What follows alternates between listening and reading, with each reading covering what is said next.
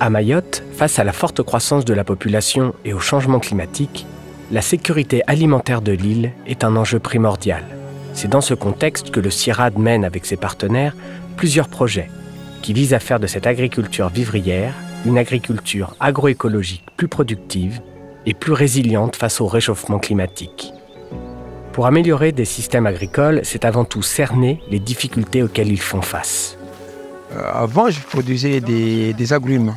J'avais environ 100 pieds d'agrumes et ça marchait très bien.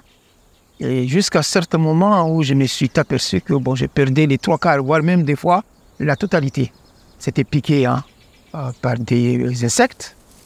Je ne sais pas des insectes, mais des moustiques. En tout cas, j'ai perdu la totalité. Vous voyez, j'étais obligé d'abandonner car je n'arrivais plus à les avoir. Voilà. Et maintenant, si on arrive à trouver une solution, je n'hésiterai jamais à me mettre à la production des agrumes. Pour faire face à ce ravageur, le CIRAD et ses partenaires ont ainsi créé un programme nommé AgrumQuam, qui vise à comprendre l'origine du problème et en trouver la solution. Alors nous, au départ, on croyait que c'était comme un peu partout, la mouche des fruits, mais c'était pas ça le problème. Et du coup, il y a eu des sorties nocturnes et tout ça pour piéger les fruits en fait. Et ils ont découvert que c'était une noctuelle. Noctuelle, c'est un papillon qui vole la nuit, qui vit la nuit et qui va piquer le fruit la nuit en fait. Et en piquant le fruit, le fruit ne peut plus rester puisqu'il perd du jus et il finit par tomber. Et la solution, c'est qu'on met des filets anti-oiseaux sur les pieds des agrumes. On pourra piéger en fait la noctuelle à travers les filets qu'on a posés. On a vu qu'on avait un gros problème de ravageurs sur les agrumes, là, donc il y a un papillon. Donc ça, c'est une partie du projet AgrumQuam, mais il n'y a pas que ça. Il y a d'autres insectes aussi qui font des dégâts sur les feuilles, sur les tiges, etc. On se rend compte qu'il y a aussi des insectes qui sont utiles, il ne faut pas oublier. Et il y a tout un ensemble d'insectes ou autres qui vont vivre sur ces arbres, en fait, et qui finalement vont pouvoir s'équilibrer avec les arbres eux-mêmes et surtout l'environnement, ce qu'on appelle un équilibre agroécologique. Et on étudie un peu tout cet ensemble pour relancer la filière agrumes, la développer et finalement augmenter les revenus des producteurs aussi, et pour la population d'avoir aussi des produits frais, produits sur place, exempts aussi de pesticides. Et finalement, voilà, c'est développer un peu cette économie basée sur cette production.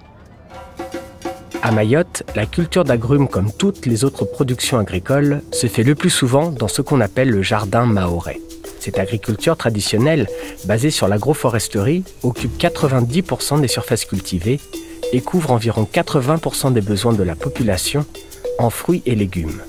Ces systèmes nécessitent une intensification agroécologique au regard de la forte croissance démographique. Le CIRAD et ses partenaires s'y emploient à travers le programme GG Forêt. Pour moi, le jardin mahorais, c'est une petite exploitation de 2000 à 7000 m² où on cultive un peu de tout. On fait de la polyculture pour sa propre consommation, sa consommation personnelle. Alors dans mon jardin, on trouve un peu de tout. Il y a des bananiers, des ananas, des avocatiers, des litchis, il y a un peu de maraîchage, de la vanille, un peu de cacaoyer, etc. Mon mode de culture, elle est saine, elle est bio, parce qu'il n'y a pas véritablement d'entrants. Et on fait tout à la main, donc il n'y a rien qui rentre. Le jardin mahorais, c'est une agriculture qui est à protéger. Et de ce constat, le CIRAD, avec nos partenaires, nous avons cherché à essayer d'avoir des clés de compréhension de ces systèmes pour pouvoir les valoriser. Donc pour ça, on a essayé d'aller à la rencontre de plusieurs agriculteurs sur le territoire pour réaliser des enquêtes auprès des producteurs. Et on a également réalisé des inventaires floristiques sur une trentaine de parcelles de façon à caractériser la diversité de ces systèmes et à évaluer leurs performances. L'objectif derrière, c'est de pouvoir proposer des outils d'aide à la décision qui puissent être utilisés notamment par les politiques agricoles dans le but de revaloriser cette agriculture dans toute sa diversité. À terme, les impacts du projet, c'est de participer à la sécurité alimentaire de l'île, mais aussi de chercher à maintenir la couverture arborée sur le territoire pour lutter contre la déforestation et également d'élever le revenu des agriculteurs qui est relativement bas actuellement. Le CIRAD a un impact certain. Il a un impact parce que déjà nous qui sommes visités par le CIRAD, on apprend des choses. Maintenant, pour les décideurs politiques, je suppose qu'ils ont besoin de données précises, mathématiques ou scientifiques, qui vont les aider à déterminer si oui ou non ça vaut le coup.